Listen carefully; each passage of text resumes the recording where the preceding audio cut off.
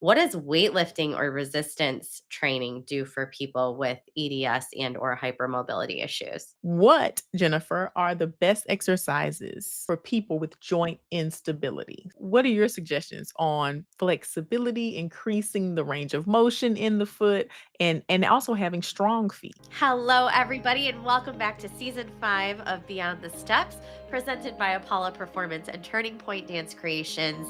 Today, we're talking about the do's and don'ts of weightlifting with Ehlers Danlos syndrome. We've got another fantastic conversation today. Melissa, tell everybody who's back with us and a little bit about Jennifer. So, we are so excited to have our repeat guest, Jennifer Milner, with us. Jennifer is a ballet coach and certified Pilates instructor. She's also the co founder of Bendy Bodies, an amazing podcast devoted to athletic artists with hypermobility issues. She's a member of Dance Medica and Doctors for Dancers and serves on the advisory board of Minding the Gap. I do not know how she found the time to be with us, but we are so absolutely grateful. Welcome back, Jennifer. Thank you. It is always a pleasure to be here. I will always find time for you all. We appreciate it so much. So, just getting into this topic, do's and don'ts of weightlifting with Ehlers Danlos. Why is it so important to shed a spotlight on Ehlers Danlos? We're going to refer to it as EDS going forward, but for everybody out there that isn't familiar, explain why it's so important that we talk about this. Well, EDS is a connective tissue disorder that one of the features that you often see with it is hypermobility. And we know hypermobility is different from flexibility, but we do often see a higher population of hypermobile dancers than the general population because many Western-based dance forms really value the lines that hypermobile dancers can create with their nice hyperextended knees and their beautiful banana feet and their Gumby backs. So we do see a pretty strong percentage of hypermobile dancers. Now, you don't necessarily have EDS if you're hypermobile, but you can be somewhere along some sort of hypermobility spectrum disorder, along that sort of spectrum. So you may have issues other than your hypermobility, and a lot of dancers may not be aware of that.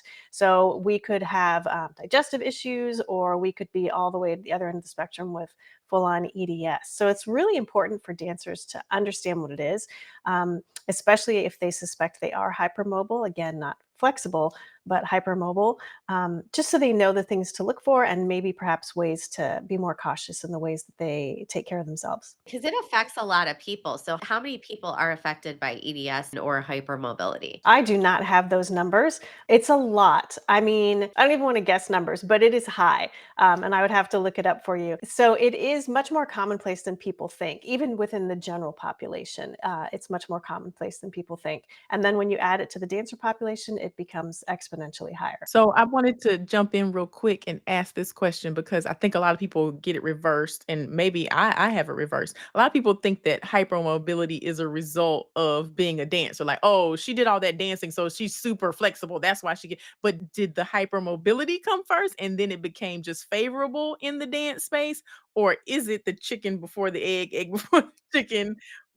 What are your thoughts on that? That's a great question. I believe that, or I have seen the trend that even, 20, 30 years ago, hypermobility was actually not highly favored in the dance world among professional companies simply because they were more tend to be injured.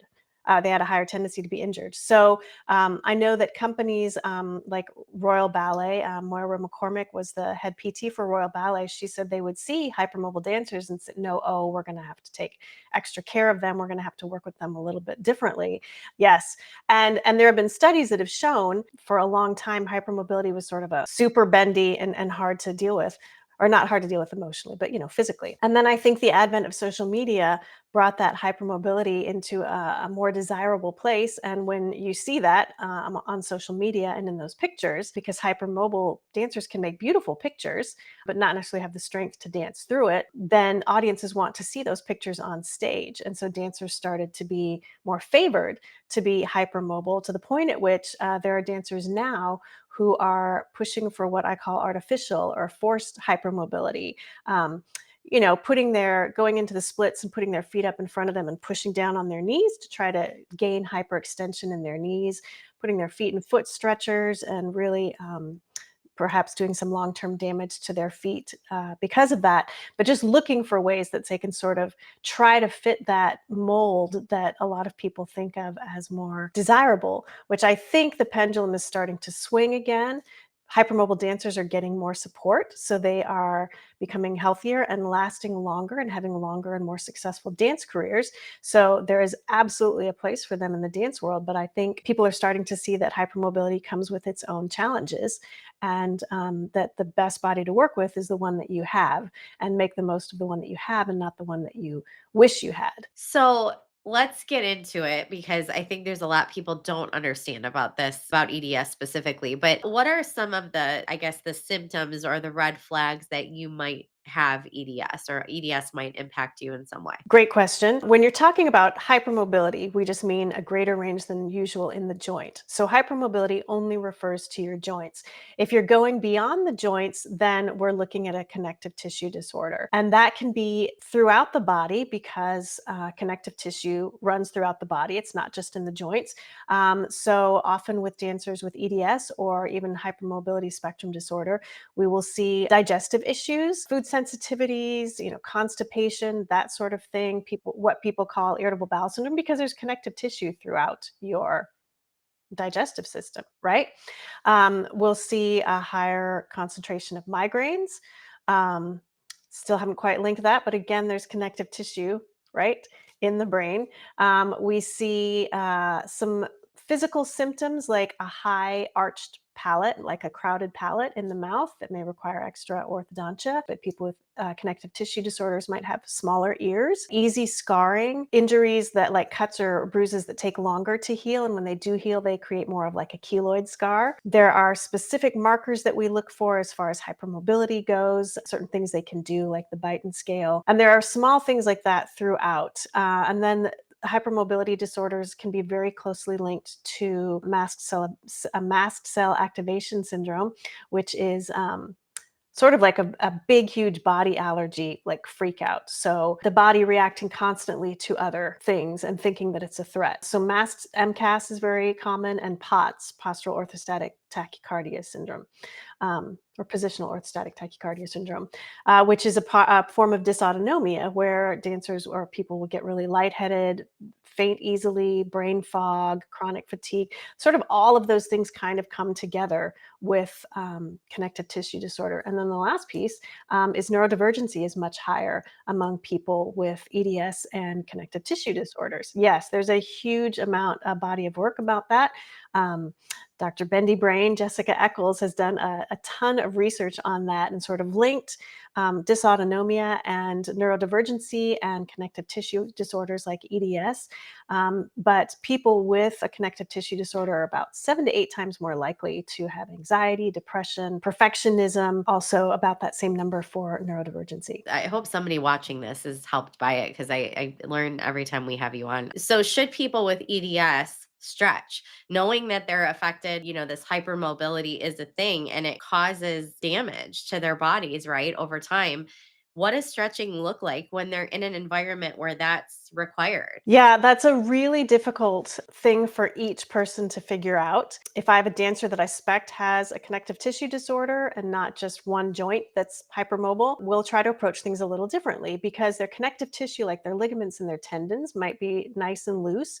So in response, their or their muscles might be even tighter in response. So they might say, my calves always feel really tight, but they might have a really deep plie. And no runner's stretch is ever going to help release that tight calf because all it's doing is pulling on their Achilles, their tendon that connects the two together.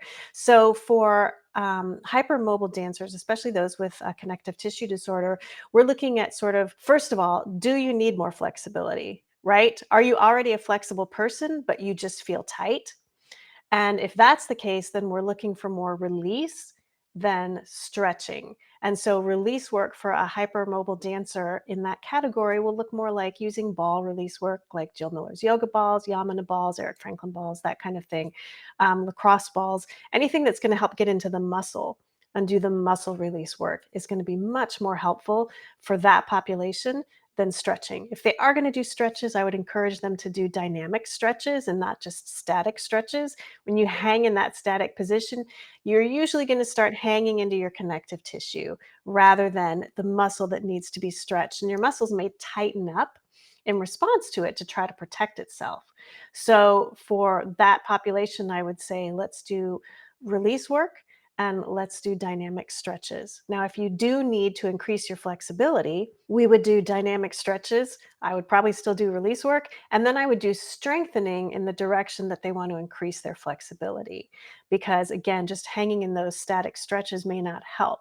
So, putting them in the splits may not help, but putting them in the splits over a Bosu ball and having them practice straighten their back legs, they have to use their glute and their hamstring and their quad to achieve a full split, is going to be much more beneficial for them. So they almost have to be their own advocate in, say, a dancer is in class. They have to know when to say, I'm not doing this because it's harmful to me, and explain that really to a teacher who's going to be like, what's wrong, like why are you not doing this? And ideally, I know we want them to, this all to be communicated in advance, but when you're dealing with kids or maybe people that don't know they have a certain thing, and then you have teachers that aren't as educated on this topic, I can see where that would go sideways real quick. It can. The dancers that I work with, most of the studios know me. So we're able to have a conversation if they need one, right? If it's a studio that they don't know me at, like if I'm working with someone on Zoom somewhere else in the world, we may role play and practice. What's it going to look like when you talk to your teacher? We may have the parents step in and I may help role play with the parents to help them talk to their teachers. But if you can get the teacher to buy in on it and say, I'm working with this person, she's a specialist in this area, and with my body type, this may lead to long term harm or damage, or I might be more easily injured. She has suggested doing this instead. So, if that's okay with you, I would try to do this instead and help us get to the same results. Because if it's going to make you have the same results, then and not be injured and be sitting out, the teachers can be excited about that, right? So, giving the teachers an explanation of it, a short explanation, and an understanding of what you're going to do instead to achieve what the teacher wants you to achieve is super helpful. If that doesn't work, I say, hey, listen, get in the position you need to get into. And then when they walk away, get out of that position and do what you have to do, right? If it's absolutely harmful, then I say this is where the parents need to step in and you need to be pulled from that part of class. I love that that's your relationship with the people you work with too, is because you really are talking, how are we going to live with this? You're not just diagnosing it. You're not just, it's how am I going to actually function with this? And you're educating the entire family, which is fantastic. What does weightlifting or resistance training do for people with EDS and or hypermobility issues? A lot of people might think it's harmful. It's actually quite helpful for people with connective tissue disorders and hypermobility to do weight training, because it sends so much information to your joints. So when I'm working with my dancers who are hypermobile, I prefer to work them in what's called a closed chain position. So if I'm going to work their arms, I'd rather them do a push up where they're getting a locked position from their hand, right? Then have them do a bicep curl where their hand is free. So I want to close that chain. So the floor is sending some nice information to their shoulder. And that is gonna give them a lot of really helpful information into their shoulder, right? So I'm always gonna try almost always gonna try to do closed chain position work for them. Weights will help send that information to them. Now, do I want them to get into a full position push-up if they have really hypermobile shoulders? No, we're gonna start on the knees, we're gonna start on the elbows, whatever we need to do to make sure their shoulders aren't dislocating. So it's gonna be that fine line of trying to close that joint, trying to pack that joint somehow and send the information that's needed without putting them in harm's way. Because all dancers are people pleasers. All dancers are going to do whatever they have to do to get the leg higher, to get more turns, whatever the teacher wants them to do. And hypermobile dancers are no different. So if the teacher says, do this, they're going to do it whatever it takes. And it might take taking their arm out of the socket or something else.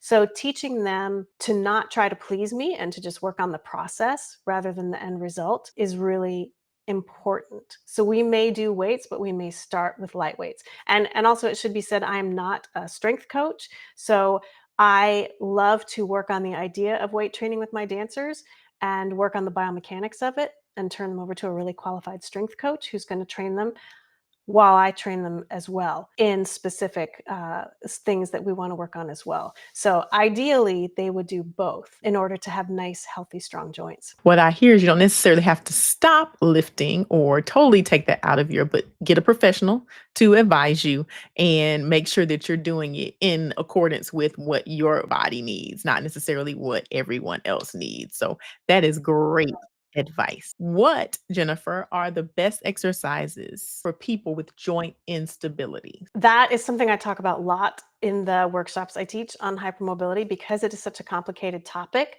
It sort of permeates every aspect of your body. What's the best exercise for this part, this part, this part? In general, I like to work from the trunk outward. So I really want to make sure that my dancers understand trunk stabilization and find a nice, strong center. I don't like to talk about core because I feel like it's the whole trunk and I don't want them to find just like a little cylinder or something. But I want that spine to be able to stabilize without locking up, without using their big muscles. I want to use the small muscles. I want their abdominals to work. I want their psoas to work. So we do quite a bit of really slow, basic trunk stability before they can even move on. Because if they can't stabilize their trunk, they can't do a push up, right? So I can't work on their shoulders until their trunk can hold itself well. And if they've got super hypermobility in their neck or their spine, they have to learn where that line is and where they stop rather than just sinking into their back like a horse, right? So trunk stability always is my favorite. Dead bugs, lying on your back, toe touches, bridging, anything like that that really helps close those loops and really strengthen your trunk. And then really great, super slow and low on the knee, finding your nice frame for your arms, like push up preparations, slowly lowering to the ground, just so they practice on loading that shoulder and not feeling like it's going to slip around a lot, but find that nice strong frame for their port de bras so their arms aren't heading off into space. And the other aspect I always want to touch on with my dancers is proprioception. So, proprioception is kind of your body's awareness of where you are in space. It's one of the three methods your body uses to balance with, the other two being your eyes and your inner ear.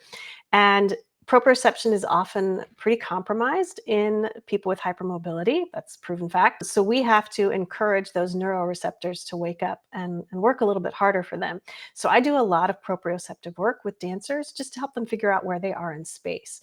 And that proprioceptive work is going to translate to their adagio, to their pirouettes, to their lyric, to their hip hop, everything. So trunk stability and proprioception, which goes into balance, are the two big areas I try to target. One of the things that we constantly speak about in the social justice space and even in the dance space is, teaching to and working to the person who is most negatively impacted by whatever space you're in. So when I hear you talking about these exercises and things that we might be doing for students with EDS or connective tissue disorders or hypermobility, it feels like if we teach to that, that's not gonna hurt dancers who don't have those issues. It's only gonna help dancers who do. Correct? So even if we teach to that, it's not gonna hurt everyone, but it is gonna help. I would agree with that. I think hypermobile dancers often feel like they're lagging behind their peers because it takes longer for things to get into their bodies. They may go on point later, they may be later developed to do fancy tricks and stuff. And for hypermobile dancers, my mantra is slow and low. And I don't think there's anything wrong with doing slow and low with the entire population.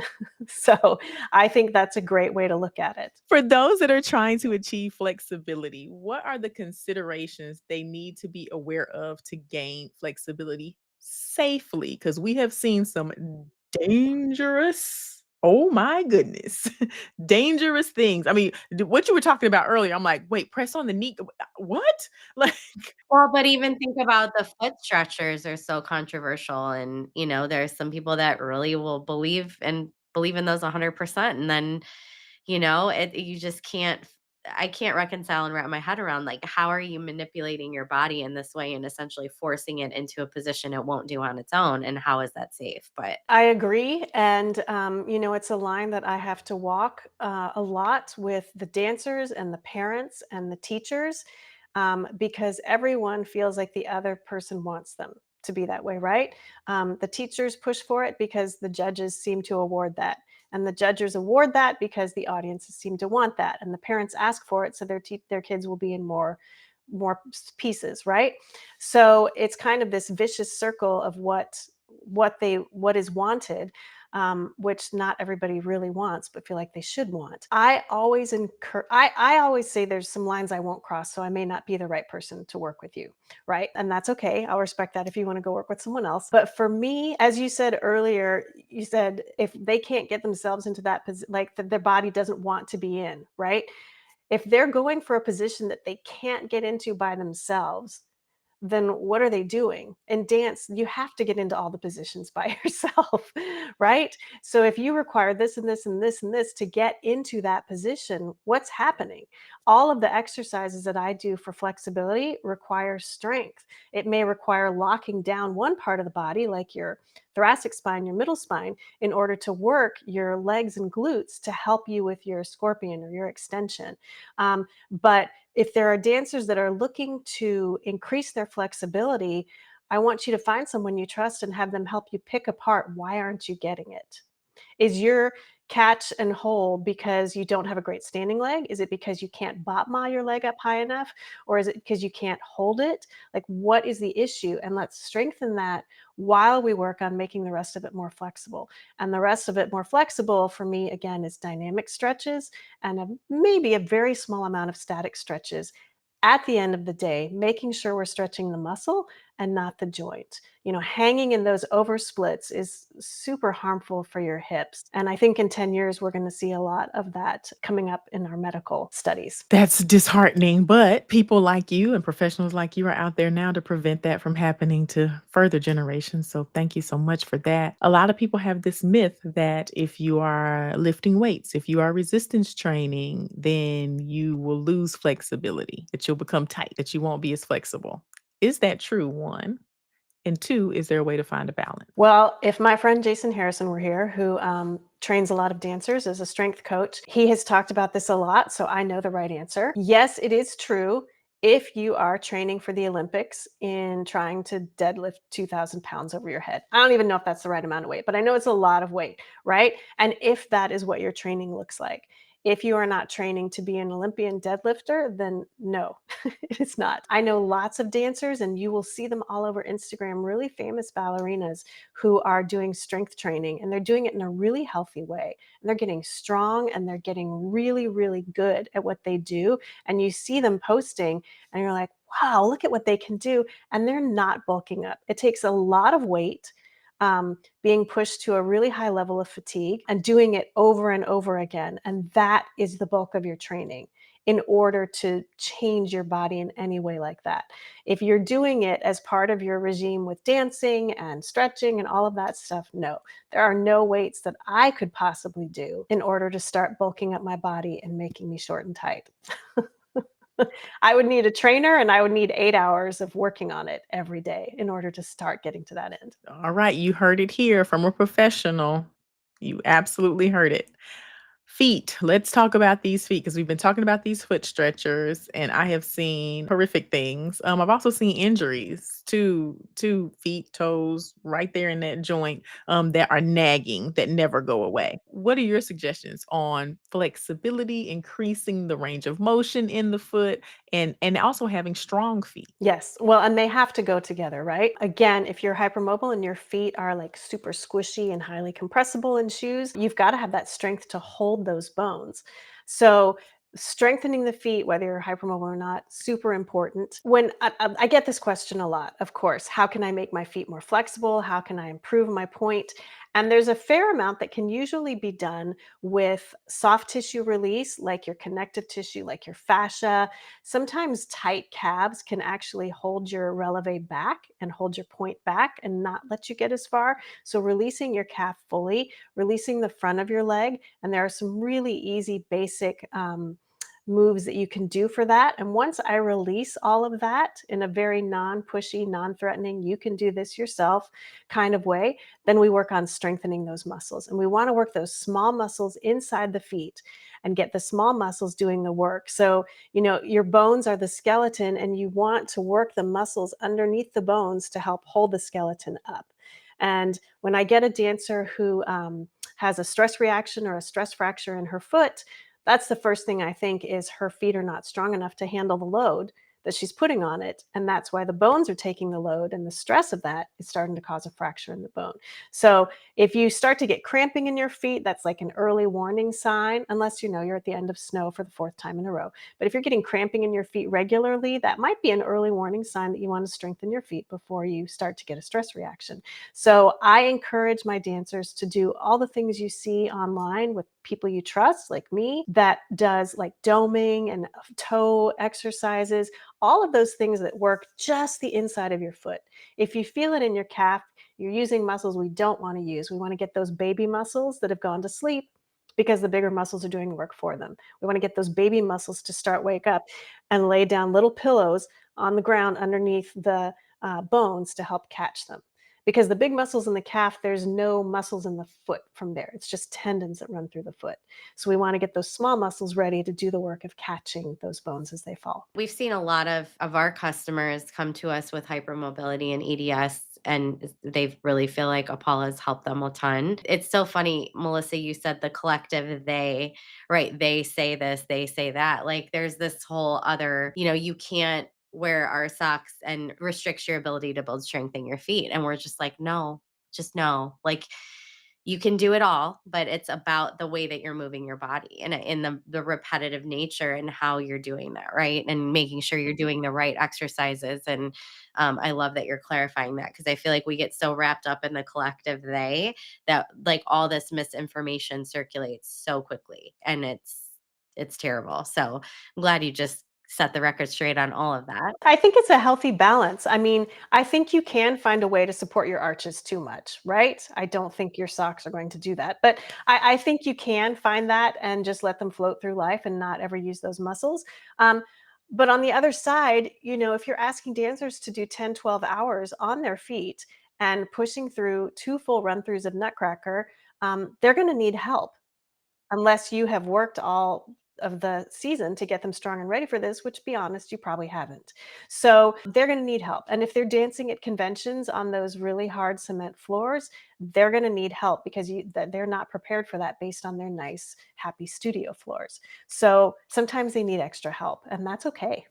And that's okay, and that's the thing is, like, there's this, like, stigma of it's not okay to get support and help and recognize your limits, and I think those are the healthy conversations we're starting to see in dance now, hopefully will continue so that we can change the mindset around some of these things that are kind of harmful and toxic. And now we're gonna jump to homework, and Jennifer, you know the drill. Every week we give homework on the show. We like to give people something to think about, something to work towards, a goal to work towards between now and next week's show.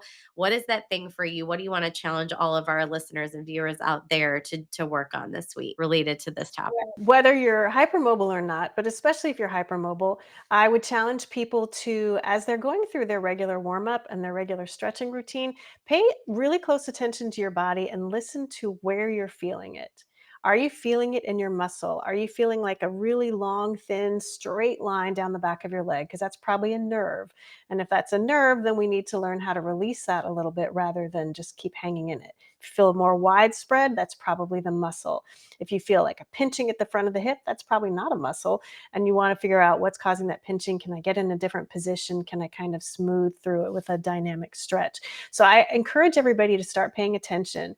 And when you feel like you need to stretch, if you feel like I've got to fall into a lunge right now so I can stretch the front of my hip, is it really helping, or are you just hanging into that connective tissue? Do you feel like you have to do it again 10 minutes later? And then start playing around with those release balls. There we go. That's your homework from Jennifer Milner. For us, it's the same homework every single week, and that is to take the Steps Initiative course. It is completely free. It's a 5-part online course series. It's going to tackle everything from racism, gender inequity, sex abuse and prevention, nutrition, psychology, and of course, medicine and science.